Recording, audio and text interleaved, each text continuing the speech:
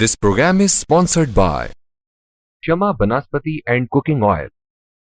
Wiz Wash, Gulistan Property Marketing, SM Foods, and Volca Foods International. نحمده ونصلي ونسلم على رسوله الكريم اما بعد فاعوذ باللہ من الشیطان الرجیم بسم اللہ الرحمن الرحیم۔ اپنے بھی خفا مجھ سے ہیں بیگانے بھی ناخوش،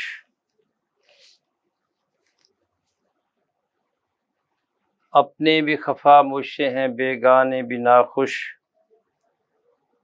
اے زہر ہلاحل کو کبھی کہہ نہ سکا کند۔ نحمده ونصلي ونسلم على رسوله الكريم اما بعد فاعوذ باللہ من الشیطان الرجیم بسم اللہ الرحمن الرحیم۔ السلام علیکم ناظرین، آپ دیکھ رہے ہیں مکس نیوز کا پروگرام نمود سحر اور میں ہوں ڈاکٹر محمد حسین آزاد۔ گزشتہ دنوں میں نے حضرت امام حسین علیہ السلام کے حوالے سے چند سوالات تھے جن کے ضمن میں گفتگو کی۔ پہلا سوال یہ تھا کہ جب سب نے بیعت کر لی تو حضرت امام حسین علیہ السلام نے بیعت کیوں نہیں کی، اور دوسرا سوال یہ تھا کہ معاذ اللہ انہوں نے طلب اقتدار کے لیے مدینہ کو چھوڑا، اور تیسرا یہ تھا کہ جب کربلا میں گئے تو انہوں نے کہا کہ میں یزید کی بیعت کے لیے تیار ہوں۔ میں نے اس پر مختصر گفتگو کی، اور جن پر یہ سوالات اٹھانے والے گفتگو کرتے ہیں ان کے حوالے سے ہی بات کی کہ ابن کثیر نے، ابن خلدون نے، ابن اسیر نے، ان سب حضرات نے یہ لکھا ہے کہ حضرت امام حسین علیہ السلام نے خروج نہیں کیا، بغاوت قطعاً نہیں کی، اور نہ ہی وہ جہاد کا علم اٹھا کر مدینہ سے نکلے تھے، ایسی کوئی بات نہیں تھی۔ بس بات اتنی سی تھی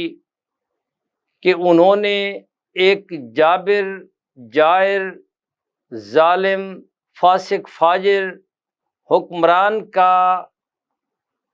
کے ہاتھ میں ہاتھ دینا گوارا نہ کیا، اور وہ آپ کے پیچھے پڑ گیا کہ جب تک بیعت نہیں کرو گے تو اس وقت تک میں آپ کا پیچھا نہیں چھوڑوں گا، اور آپ اس فاسق فاجر کی بیعت ہرگز نہیں کرنا چاہتے تھے، اس لیے کہ آپ اس کی خلافت کو شرعاً جائز ہی نہیں سمجھتے تھے، اس لیے آپ نے ان کی بیعت نہیں کی۔ اور دوسری بات یہ ہے کہ ایک بات یہاں اس میں اس کا بیان نہ ہو سکا کہ جب سب صحابہ نے بیعت کر لی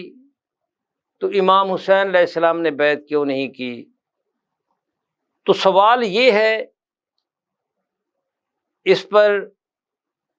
مولانا مودودی صاحب نے بڑی اچھی گفتگو کی ہے۔ انہوں نے کہا سوال یہ نہیں ہے کہ باقی حضرات نے بیعت کر لی اور امام حسین نے کیوں نہیں کی، بلکہ سوال یہ ہے کہ جب امام حسین علیہ السلام نے بیعت نہیں کی تو پھر دوسرے لوگوں نے یزید کی بیعت کیوں کی۔ اور بڑی بات درست ہے کہ یہ کہنا کہ یزید کی بیعت ایسی تھی کہ معاذ اللہ نہ ایسی حضرت ابوبکر صدیق کی تھی، نہ حضرت عمر کی تھی، نہ علی کی تھی، ان کی بیعت سب لوگوں نے قبول کر لی۔ بھائی مدینہ کے لوگوں نے، جن لوگوں نے کی، انہوں نے بھی بیعت توڑ دی تھی۔ بیعت حضرت عبد الرحمن بن ابی بکر نے نہیں کی، بیعت عبداللہ بن عباس نے نہیں کی، بیعت عبداللہ بن عمر نے نہیں کی، بیعت عبداللہ بن زبیر نے نہیں کی، اور بیعت امام حسین علیہ السلام نے نہیں کی۔ اب کچھ لوگوں کی بیعت جو ہے بزور شمشیر لے لی گئی، لیکن حضرت امام حسین علیہ السلام نے بیعت نہیں کی اور نہ ہی عبداللہ بن زبیر نے کی، اور عبداللہ بن عباس کے بارے میں لکھتے ہیں کہ انہوں نے بیعت کی، لیکن میری تحقیق کے مطابق انہوں نے بھی بیعت نہیں کی تھی۔ تو بہرحال میں کربلا سے اگلی طرف آتا ہوں کہ میں نے گزشتہ لیکچر میں یہاں تک چھوڑا تھا کہ ارض کربلا میں خاندان نبوت کی عورتوں کو بھی قیدی بنا لیا گیا، ان کے خیمے جلا دیے گئے، لاشوں پر گھوڑے دوڑائے گئے اور بے حرمتی کی گئی، اور جن کو قیدی بنایا تو ان کو پا بجولاں کر کے زنجیروں میں جکڑ کر ابن زیاد کے دربار میں لے جایا گیا، اور شہدائے کربلا کے سر کاٹے گئے اور سر کاٹ کر وہاں پہنچایا گیا۔ اور پھر جس حالت میں ابن کثیر نے لکھا ہے کہ اللہ ان کا برا حشر کرے جنہوں نے رسول اللہ صلی اللہ علیہ وآلہ وسلم کی اولاد کو کوفہ کی گلیوں میں پھرایا، گھسیٹا، اور پھر ان کے سروں کو چوکوں پر لٹکایا، مساجد میں لٹکایا، اور اس کے بعد جو ہے پھر یہ جلد 8 میں ابن کثیر نے لکھا ہے، ابن اسیر نے الکامل فی تاریخ میں لکھا ہے، اسی طریقے مقدمہ ابن خلدون میں خود ابن خلدون نے لکھا ہے، اور ابن عساکر نے لکھا ہے، ابن حجر عسقلانی نے لکھا ہے، اور مروج الذہب میں ہے، تاریخ طبری میں ہے، یعنی تمام مورخین اس پر متفق ہیں کہ قیدیوں کو، اہل بیت اطہار کی خواتین کو اور مردوں کو جو ہے وہ قیدی بنا کر ابن زیاد کے دربار میں لے جایا گیا، اور اس بدبخت نے حضرت امام حسین علیہ السلام کے سر مبارک پر چھڑیاں ماریں اور بے حرمتی کی، اور تمام کوفہ میں پھرایا، اور اس کے بعد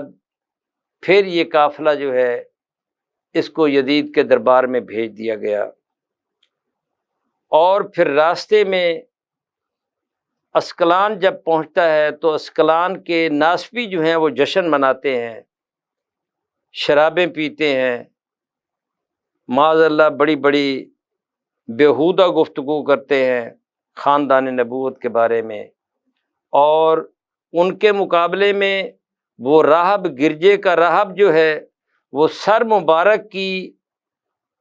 وہ غسل دینے پر، خوشبو لگانے پر، رات کو عزت و احترام کے ساتھ رکھنے پر، وہ بھی اس نے قافلے والوں کو پیسے دیے اور اپنے پاس رکھا، اور اللہ رب العزت نے اس کو ایمان کی دولت سے نوازا۔ تو ناظرین محترم، یہ مختصر لیکچر ہوگا اور وہ باتیں ہوگیں، اور میکسیمم زیادہ ابن کثیر کا حوالہ ہوگا کہ جن پر یہ اعتماد کرتے ہیں۔ اور ناظرین محترم، یہ جو ناسبیوں کا یہ جو ٹولہ جو پیدا ہوا ہے، جو گروہ، اس کا بیج بونے والا، اس کی کاشت کرنے والا جو ہے یہ محمود عباسی ہے۔ اس بدبخت نے دخوئے کی، ڈوزی کی، اپنا دوسرے مستشرقین کی عبارات، اور ادھر المنتقا کی جو ایک خلاصہ لکھا گیا، یہ لکھا تھا امام ذہبی نے ابن تیمیہ کی کتاب کا، جو انہوں نے ایک شیعہ کے کتاب کے حوالے سے جواب میں لکھی تھی، اور اس پر حاشیہ جو ہے وہ خطیب طبری نے چڑھایا، اور وہاں سے عبارات توڑ مروڑ کر اس نے ایک کتاب لکھی، اور وہ خلافت و وہ ملوکیت، جو کیا نام ہے اس کا، خلافت معاویہ و یزید، یہ 1940 میں کراچی سے چھپی تھی۔ اور اس میں تحریف اور یہ تلبیس کا مجموعہ ہے، اور اگر ایک عالم آدمی، محقق آدمی اس کو پڑھے اور اصل عبارات کے ساتھ اس کو ملائے تو پتہ چلتا ہے کہ اس کی عبارات جو ہے، یہ ساری کی ساری عبارات جو ہے اس میں اس نے تحریف کی ہے۔ اب اس کتاب میں وہ ابن جریر طبری، جس کو ابن کثیر کی تعریف کرتا ہے وہ، اور وہ کہتا ہے کہ یہ بڑا ایماندار اور محقق ہے، ابن خلدون کو تاج پہناتا ہے، لیکن ابن کثیر نے ابن جریر طبری کی تاریخ سے 750 کے قریب حوالے میں نے گنے، اس کے بعد آگے چل رہے تھے اور میں نے وہیں چھوڑا۔ 750 حوالے جو انہوں نے کہا کہ یہ صحیح ہے، اب ان کو یہ بہت بڑا فسانہ پرداز، اور یہ محمود عباسی جو ہے ڈرامہ باز لکھتا ہے ابن جریر طبری کو، جو ایک مفسر بھی ہیں اور ایک بہت بڑے محدث بھی ہیں اور ایک بہت بڑے مورخ بھی ہیں، اور ان کے حوالے جو ہیں ابن خلدون نے بھی لیے ہیں اور ابن کثیر نے بھی لیے ہیں، ابن اسیر نے بھی لیے ہیں، اپنی تواریخ کو اس سے زینت بخشی ہے۔ تو بہرحال ان کی عبارات میں تحریف کر کے اس نے یہ خلافت معاویہ و یزید جو ہے یہ کتاب لکھی، اور 1940 میں یہ کراچی سے یہ کتاب چھپی،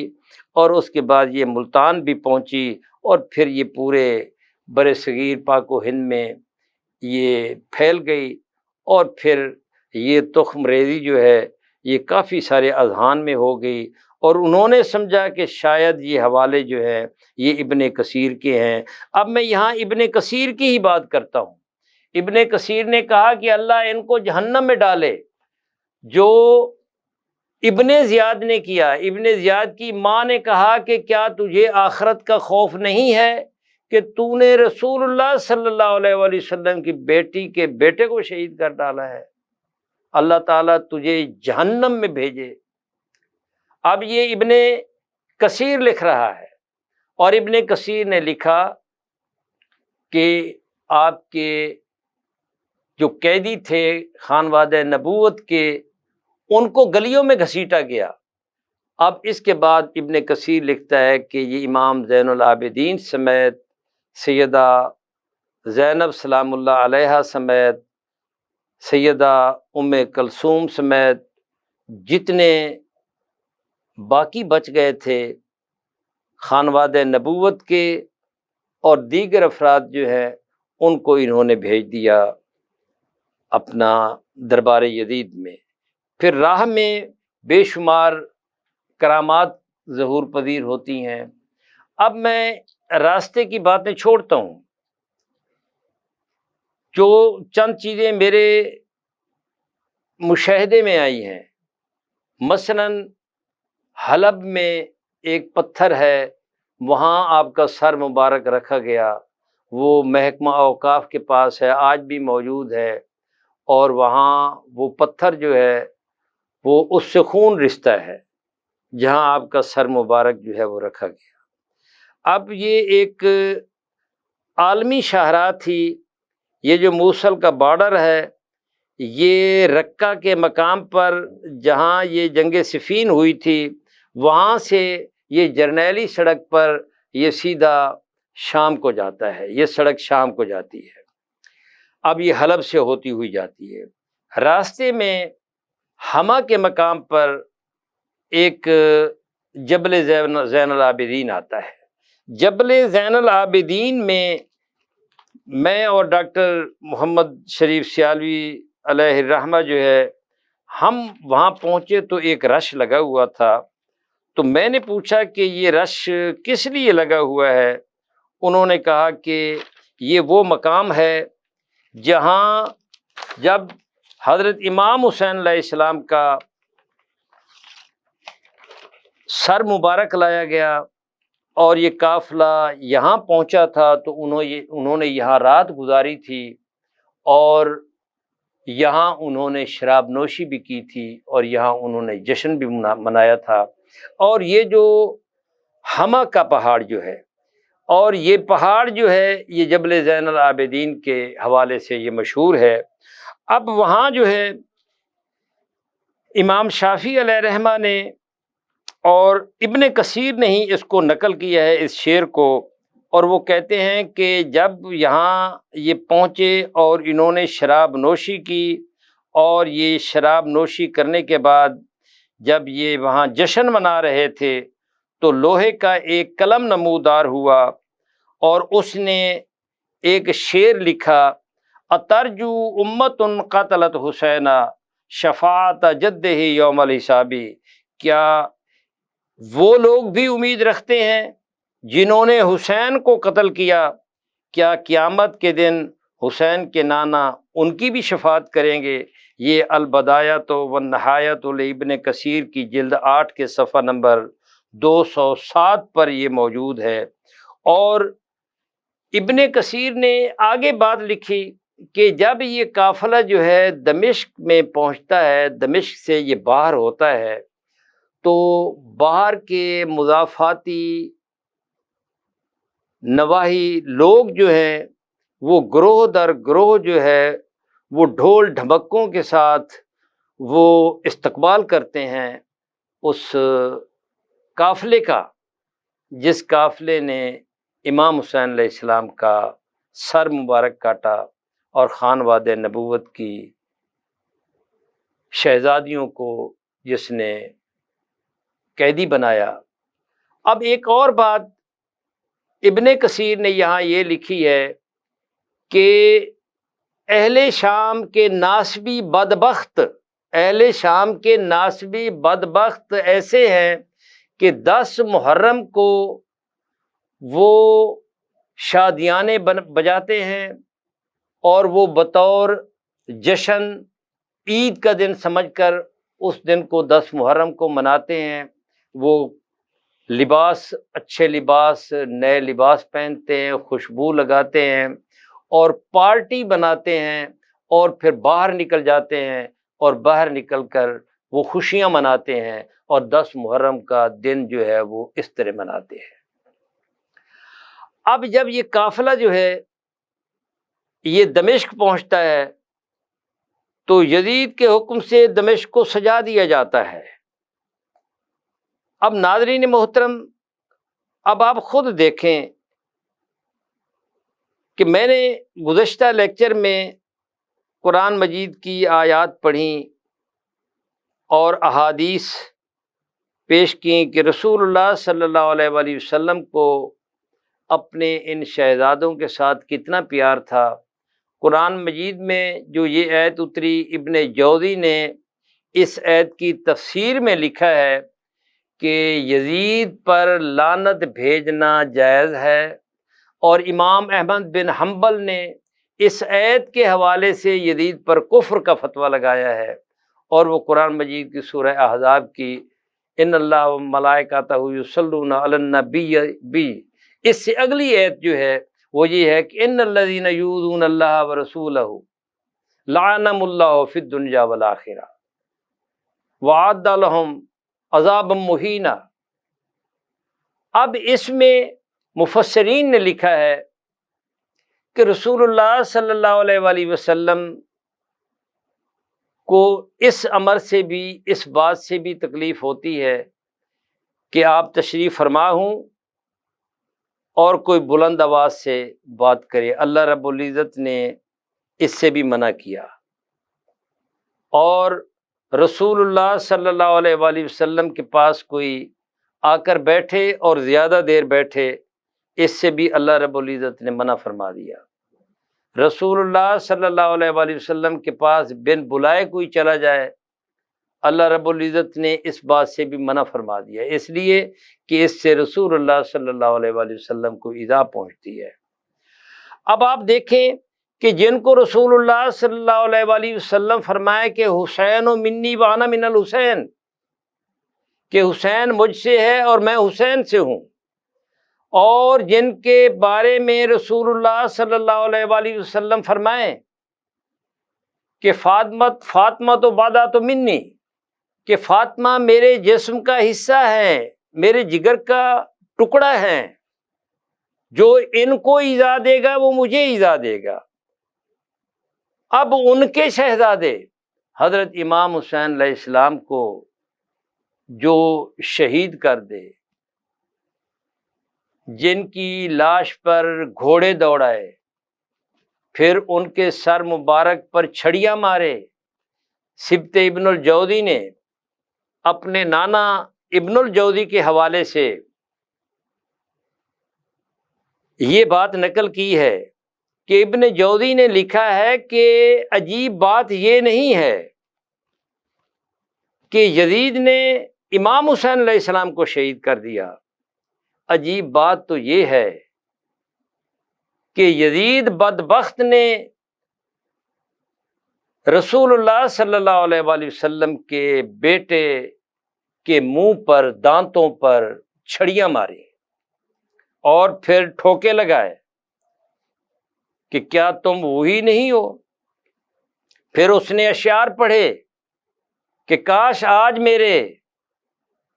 آبا زندہ ہوتے اور وہ دیکھ لیتے کہ میں نے غزوہ بدر کا بدلہ کس طریقے سے لے لیا ہے۔ آج عتبہ کے بیٹے نے آل محمد سے وہ بدلہ لے لیا ہے، اور یہ وہ لوگ ہیں معاذ اللہ، یہ یزید نے اشعار کہے کہ یہ وہ لوگ ہیں معاذ اللہ جنہوں نے ایسے ہی باتیں کرنا شروع کر دیں کہ ہم پر وحی نازل ہوتی ہے، حالانکہ کوئی وحی وغیرہ نازل نہیں ہوتی۔ اس پر محدثین نے، بعض مفسرین نے اور ائمہ حضرات نے، چاروں ائمہ حضرات جو ہے ان کے نزدیک لعن کرنا اس پر بشمول حضرت امام ابو حنیفہ بالکل جائز ہے، اس میں کوئی قباحت نہیں ہے، اور امام شافعی علیہ رحمہ اور امام احمد بن حنبل تو اس کی کفریہ باتوں پر اس کے کفر کے قائل ہیں، علامہ تفتازانی ان کے کفر کے قائل ہیں، امام محمود آلوسی ان کے کفر کے قائل ہیں، قاضی ثناء اللہ پانی پتی ان کے کفر کے قائل ہیں۔ تو یہ وہ بدبخت ہے جس نے رسول اللہ صلی اللہ علیہ وآلہ وسلم کے بیٹے کو شہید کر دیا۔ امام ابن جوزی نے یہ فتویٰ دیا ہے کہ عجیب بات تو یہ ہے کہ اس بدبخت نے رسول اللہ صلی اللہ علیہ وآلہ وسلم کے بیٹے کے دانتوں پر، منہ پر جو ہے یہ چھڑیاں ماری۔ اب آپ دیکھیں، یہ سوق حمیدیہ ہے ایک، جامع دمشق اسی کے راستے سے داخل ہوتا ہے آدمی۔ ہم 2001 میں وہاں گئے تھے، پھر 2003 میں گئے۔ مجھے وہاں کے پتھر دیکھ کر، بڑے ہیبت ناک پتھر ہیں، بڑے بڑے پتھر ہیں، اور یہ تمام دمشق جو ہے اس کو تبدیل کر دیا گیا ہے، لیکن یہ پتھر جو ہے، یہ بازار جو ہے یہ ویسی حالت میں موجود ہے۔ تو مجھے بڑا تجسس تھا کہ اس کی وجہ کیا ہے۔ میں نے یہ معلوم کیا جامع دمشق کے مفتی سے، جو جماعت کراتا ہے، عمر رسیدہ تھے، ہم ڈاکٹر محمد شریف سیالوی علیہ رحمہ اور ہم اکٹھے تھے۔ تو میں نے ڈاکٹر صاحب سے کہا کہ ان سے پوچھیں کہ اس میں کیا راز ہے کہ اس بازار کو ویسے چھوڑ دیا گیا ہے۔ تو انہوں نے پھر ہمیں بتایا کہ یہ وہ بازار ہے کہ جس بازار میں خانواد نبوت کے ان اسیران کربلا کو گزارا گیا، اور ان کو جب گزارا گیا تو 24 گھنٹے لگ گئے تھے، اور سیدہ زینب سلام اللہ علیہا نے فرمایا کہ مجھے اپنے جگر گوشوں کی لاشیں دیکھ کر بھی اتنی تکلیف نہیں ہوئی جتنی تکلیف مجھے اس مقام پر پہنچائی گئی ہے۔ اب آپ خود سوچیں کہ اس خانوادے کے ساتھ ان بدبختوں نے کیا کیا ہے۔ اب دوسری بات ناظرین محترم یہ آتی ہے کہ وہاں ایک یزید کی قبر دکھائی جاتی ہے۔ حقیقت یہ ہے کہ کسی اموی کی قبر کو قبر نہیں رہنے دیا گیا۔ آپ علامہ سیوطی کی تاریخ الخلفاء پڑھیں تو آپ کے سامنے ساری بات آ جائے گی کہ جب یہ ابو العباس الصفا جو ہے، جب اس نے دمشق کو فتح کیا اور پہلا اس کا پڑاؤ جو تھا وہ بصرہ تھا. یہ بصرہ 1.5 گھنٹے کی ڈرائیو ہے، جہاں بحیر رحب سے ملاقات ہوئی تھی رسول اللہ صلی اللہ علیہ وآلہ وسلم کی. رومیوں کا ایک بہت بڑا قلعہ ہے وہاں. اب یہ بصرہ سے دمشق آئیں تو یہ بصرہ کے مقام پر اس کا پڑاؤ ہوا اور اس نے امویوں کو ادمغہ کر کے قتل کر کے اس کے اوپر دسترخوان بچھا کر اس نے کھانا کھایا تھا. اور پھر جب اس کی حکومت قائم ہو گئی ابو العباس صفا کی، جو عباسی خاندان سے تھا،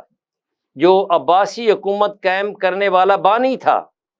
جب ان کی حکومت قائم ہو گئی تو اس نے حکم جاری کیا. یہ بڑا شفاقانہ حکم تھا. انہوں نے حکم جاری کیا کہ جتنے اموی موجود ہیں، جہاں جہاں موجود ہیں، سب کے سر قلم کر دو. کوئی اموی باقی نہیں چھوڑا انہوں نے. یزید کا کوئی بیٹا، کوئی اولاد باقی نہیں رہی. اب اس کے بعد اس نے کہا کہ ان کی قبروں کو قبروں سے نکالو، ان کی قبریں اکھاڑو، اور قبروں سے ان کو نکال کر جلا دیا گیا. یزید کی یہاں کوئی قبر نہیں ہے. یزید کی قبر کی ایک روایت آتی ہے کہ یہ جو صلاح الدین ایوبی کا قلعہ جو ہے وہاں، اور وہاں وہ ایک گھوڑے پر سوار 2 تلواریں ہاتھ میں پکڑی ہوئی ہیں، اس کے سامنے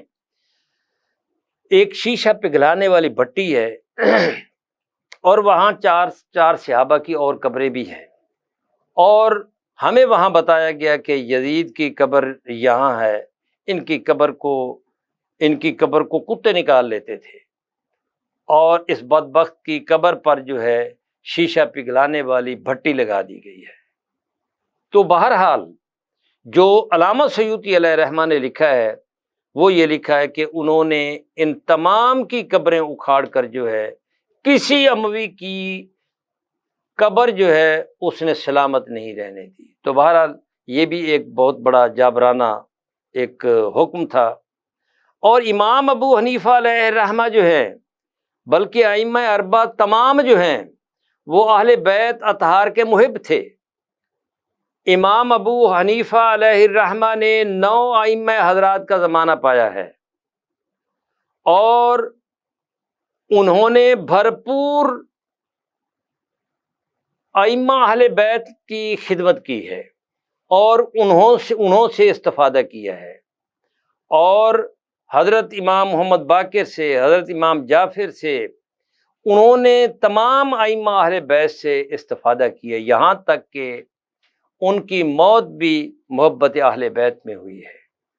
امام مالک پر جو سختیاں ہوئیں وہ بھی اہل بیت کی محبت میں ہوئیں. امام شافعی علیہ رحمہ پر جو الزامات لگے رافضیت کے، تو وہ بھی اہل بیت کی محبت میں لگے. امام احمد بن حنبل کو جو کوڑے برسائے جاتے تھے وہ بھی پس پردہ اہل بیت علیہ الرحمہ کی محبت تھی. تو ان لوگوں نے اہل بیت کی محبت کو اجاگر کیا، اپنے سینوں میں جاگزیں کیا، اور اپنی زندگی ان پر قربان کر دی، لیکن ان کی محبت باقی رہی. یزید وہ بدبخت تھا جس نے نبوت کا دعویٰ بھی کیا تھا، اور ان کا ایک گروہ جو ہے، یہ جو موصل کے پہاڑ ہے، وہاں ادی بن مسافر لکھتے ہیں کہ ہمارے عہد میں جو حضرت سیدنا شیخ عبد القادر جیلانی علیہ رحمہ کے خلیفہ تھے، وہ کہتے ہیں کہ ہمارے دور میں یہ گروہ موجود تھا. ابن تیمیہ نے باقاعدہ ان کا منہاج السنہ میں ان کا باقاعدہ نام لکھا ہے، ان کا ایک پورا پیراگراف موجود ہے. تو ناظرین محترم، یہ وہ بدبخت ہے جس نے خاندان نبوت کو بہت زیادہ اذیتیں دیں، اور جس کا اللہ رب العزت نے حکم فرمایا کہ میرے حبیب کو اذیت نہ دو، اور ان کے بیٹوں کو اذیت دینا، آپ کی اولاد کو سیدہ فاطمہ الزہرا کو اذیت دینا، سیدنا علی کرم اللہ وجہ الکریم کو اذیت دینا، رسول اللہ صلی اللہ علیہ وآلہ وسلم کو اذیت دینا ہے۔ اور پھر یزید نے، یہ پھر ناصبی کہتے ہیں کہ یزید نے نہ قتل کا حکم دیا اور نہ ان کے قتل پر راضی تھا اور نہ ہی اس نے خوشی منائی۔ ابن کثیر نے لکھا ہے کہ اس نے ڈھول بجائے، اس نے کہا کہ پورے کا پورا دمشق سجا دو۔ اب یہ ان کے حوالے پتہ نہیں کہاں سے توڑ مروڑ کر لکھ دیتے ہیں، لیکن انہوں نے یہ باتیں لکھی ہیں، آپ اٹھا کر ان کی 8ویں جلد پڑھیں، تفصیل کے ساتھ آپ کو پڑھنے کو یہ ملے گا۔ تو بہرحال ناظرین محترم، سیدہ زینب سلام اللہ علیہ کا وہاں جو ایک خطبہ تھا وہ بھی کمال کا خطبہ ہے۔ حضرت امام زین العابدین کے وہ کلمات جو ہیں وہ بھی کمال کے کلمات ہیں، جو انہوں نے یزید کی آنکھوں میں آنکھیں ڈال کر کہا تھا، سنو یہ مؤذن کس کا نام لے رہا ہے، یہ میرے نانا کا نام لے رہا ہے، اور یہ نام تا قیامت باقی رہے گا اور تم مٹ جاؤ گے۔ اور وہ مٹ گئے۔ جہاں جہاں ظلم کا نشان ہے، حسین کا خون رواں دواں ہے، حسین ایمان و آگہی ہے، حسین تکمیل بندگی ہے، حسین گرنا شہید ہوتا تو آج گھر گھر یزید ہوتا۔ ناظرین محترم، یہ یزید وہ بدبخت ہے جس نے جب آپ کے حضرت امام حسین علیہ السلام کے سر مبارک کو رکھا گیا یزید کے سامنے، تو اس نے اشعار کہے تھے، لعبت ہاشم بالملک فلا خبر جاءہ ولا وحی نازلا۔ بنو ہاشم ملک سے کھیلتے رہے، نہ کوئی خبر ان کے پاس آئی اور نہ ہی ان کے پاس کوئی وحی نازل ہوئی تھی۔ لست من اتبہ علم انتقم من نبی احمد ما کان فعلا۔ میں اتبہ کی اولاد سے نہ ہوتا اگر میں اولاد احمد معاذ اللہ، اولاد احمد صلی اللہ علیہ وآلہ وسلم سے بدلہ نہ لے لیتا جو کچھ انہوں نے کیا تھا۔ اب یہ سبط ابن الجوزی نے بھی یہ اشعار، اور بھی اشعار ہیں جس میں وہ بدر کے حوالے سے بھی گفتگو کرتا ہے، اور اشعار ہیں جس میں وہ شراب کی اپنے لیے جائز قرار دیتا ہے، شراب کی شان میں اس نے اشعار کہے۔ ان اشعار کو پڑھ کر علماء نے لکھا ہے کہ یہ اس کے کفریہ کلمات ہیں، اور امام احمد بن حنبل نے ایسے ہی کلمات کی بنا پر ان پر فتویٰ لگایا، اور بعض حضرات نے حضرت امام حسین علیہ السلام کے قتل کو بھی یہ کفر قرار دیا ہے۔ تو ناظرین محترم، یہ وہ بدبخت ہے جس نے رسول اللہ صلی اللہ علیہ وآلہ وسلم کی وحی کا بھی مذاق اڑایا ہے، اور اس نے ایسی گفتگو کی ہے کہ اللہ رحم کرے۔ البدایہ والنہایہ میں جلد 8 میں صفحہ 200 پر یہ سب کا سب موجود ہے۔ اللہ رب العزت ہمیں اہل بیت کی محبت عطا فرمائے کہ جب یہ قافلہ جب یہ دیکھتا ہے کہ پہلے تو یہ بڑا خوش ہوتا ہے، جب لوگوں کے وہاں کلمات سنتا ہے، وہاں ایک رومی سفیر موجود ہوتا ہے، وہ پوچھتا ہے کہ یہ سر مبارک کس کا ہے، یہ بڑی وجاہت ہے اس میں، بڑا یہ نور و نلا نور سر مبارک ہے، یہ کس کا ہے؟ تو وہ بتاتے ہیں کہ یہ رسول اللہ صلی اللہ علیہ وآلہ وسلم کی بیٹی فاطمہ الزہرا کے بیٹے کا ہے۔ وہ کہتا ہے کہ اللہ تم لوگوں کو برباد کرے کہ ہمارے عیسیٰ علیہ السلام جو پیغمبر تھے، وہ جس گدھے پر سوار ہوتے تھے اس کا ایک کھور جو ہے وہ فلاں جزیرے میں موجود ہے، اور ہم ہزاروں سینکڑوں میل کا سفر کر کے تمام عیسائی جو ہے اس کھر کی زیارت کے لیے جاتے ہیں۔ تم کیسی بدبخت قوم ہو کہ تم لوگوں نے اپنے نبی کی بیٹی کے بیٹے کو تم لوگوں نے شہید کر دیا ہے اور اس پر خوشیاں منا رہے ہو۔ اور وہاں ایک یہودی موجود ہوتا ہے، وہ کہتا ہے کہ میں حضرت یحییٰ علیہ السلام کی اولاد سے ہوں اور 70 نسلیں گزر چکی ہیں، اور آج تک لوگ جو ہیں میری زیارت کے لیے آتے ہیں۔ تم کیسی قوم ہو کہ تم لوگوں نے اپنے نبی کے بیٹی کے بیٹے کو تم لوگوں نے شہید کر دیا ہے۔ تو جب ایسے کلمات سننے میں آتے ہیں اور لوگ بھڑک اٹھتے ہیں، تو پھر ایک اور واقعہ بڑا ناظرین محترم وہاں بڑا دل گداز واقعہ ہوتا ہے جو دل کو ہلا دیتا ہے۔ سیدہ زینب سلام اللہ علیہا جو ہے وہاں موجود ہوتی ہیں، اور ایک بدبخت رومی جو ہوتا ہے، وہ جو یزید کے لشکر میں ہوتا ہے، وہ آپ کے حضرت امام حسین علیہ السلام کی ایک بیٹی کی طرف نگاہ سے دیکھتا ہے، اور وہاں جو ہے آپ کی وہ جو حضرت سیدہ فاطمہ الزہرا کی کنیز ہوا کرتی تھیں، وہ حبشی و نسل کیا نام تھا ان کا، وہ موجود ہوتی ہیں، تو وہ ان کے سامنے آ جاتی ہیں۔ وہ کہتے ہیں کہ اس بوڑھی عورت کو بھی مار دو۔ جب وہ آگے بڑھتے ہیں تو 500 کا دستہ جو ہے، مورخین نے لکھا ہے کہ یہ حبشیوں کا دستہ تھا جو یزید کی ایک بطور کمانڈو وہ موجود رہا کرتے تھے۔ تو وہ حضرت کیا نام میرے ذہن سے نکل رہا ہے، وہ فرماتی ہیں کہ اے حبشیوں، کیا تمہاری غیرت مر گئی ہے کہ تمہارے قبیلے کی عورت کی طرف یہ لوگ بڑھ رہے ہیں؟ اور وہ 500 کا دستہ جو ہے وہ اپنی تلوار نیام سے نکال لیتا ہے۔ اس وقت سیدہ فاطمہ الزہرا جو ہے ان کی آواز بلند ہوتی ہے کہ اے میرے اللہ، دیکھ کہ تیرے محبوب کی بیٹیوں کے لیے آج کوئی آواز بلند نہیں کر رہا، لیکن ایک حبشی عورت جو ہماری کنیز ہے اس کے لیے 500 تلواریں جو ہے وہ نکل چکی ہیں۔ تو ناظرین محترم، ایسے ایسے واقعات جو ہیں وہ آتے ہیں کہ دل جو ہے وہ دہل جاتا ہے، کلیجہ منہ کو آتا ہے۔ اس کے ایسے ایسے کلمات سن کر جو ہے پھر یزید جو ہے حضرت نعمان بشیر کی قیادت میں اس قافلے کو مدینہ بھیج دیتا ہے، اور پھر یہ لوٹا پھوٹا قافلہ جو ہے وہ مدینہ پہنچتا ہے۔ حضرت امام زین العابدین علیہ السلام 40 برس اس واقعہ کے بعد جو ہے وہ زندہ رہے، حیات رہے۔ کبھی کسی نے آپ کے چہرے پر مسکراہٹ کبھی نہیں دیکھی، اور اس قدر آنسو بہتے تھے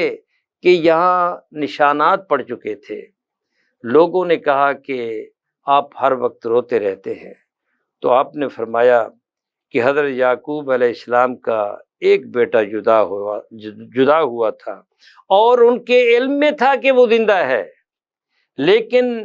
ان کی جدائی میں وہ اتنا روئے کہ ان کی آنکھوں کا نور جاتا رہا، اور میرے تو کئی لال جو ہے میری آنکھوں کے سامنے جو ہیں وہ جدا ہو گئے ہیں۔ تو ناظرین محترم، یہ خاندان نبوت کے ساتھ وہ کلمہ گو جو ان کا کلمہ پڑھتے تھے اور دعوے دار تھے، اور آج ان کے وکیل پیدا ہو چکے ہیں، ان کی روحانی اولاد موجود ہے جو یزید کی صفائیاں دیتے نہیں تھکتے۔ اللہ رب العزت ان لوگوں کے کلمات سے ہمیں محفوظ رکھے، اور حضرت امام حسین علیہ السلام اور خانوادہ نبوت اور اہل بیت اطہار کی محبت ہمارے دلوں میں، ہمارے آنے والی نسلوں میں، ہماری اولاد کے دلوں میں اہل بیت اطہار کی محبت پیدا کرے۔ ناظرین محترم، آج ہم نے مختصراً اس حوالے سے گفتگو کی کہ سفر میں اس قافلے نے سفر کیا، اور یہ بڑا تلخ سفر تھا، اور اس سفر میں یہ کوفہ سے دمشق پہنچے، اور دمشق سے پھر یہ مدینہ پہنچے، اور مدینہ میں جب ان کی آمد ہوئی تو ایک کوہرام مچ گیا۔ اللہ رب العزت جو ان کے مصائب جو انہوں نے جھیلے، اللہ رب العزت آل بیت اطہار کے صدقے ہماری مغفرت فرمائے، ہماری آخرت بھلی کرے۔ ناظرین محترم، انشاءاللہ ہم آئندہ ایک اور نئے ٹاپک کے ساتھ آپ کی خدمت میں حاضر ہوں گے۔ تب تک کے لیے ڈاکٹر محمد حسین آزاد کو اجازت دیں۔ اللہ حافظ۔ This program is sponsored by Shama Banaspati and Cooking Oil, Wiz Wash, Gulistan Property Marketing, SM Foods, and Volca Foods International.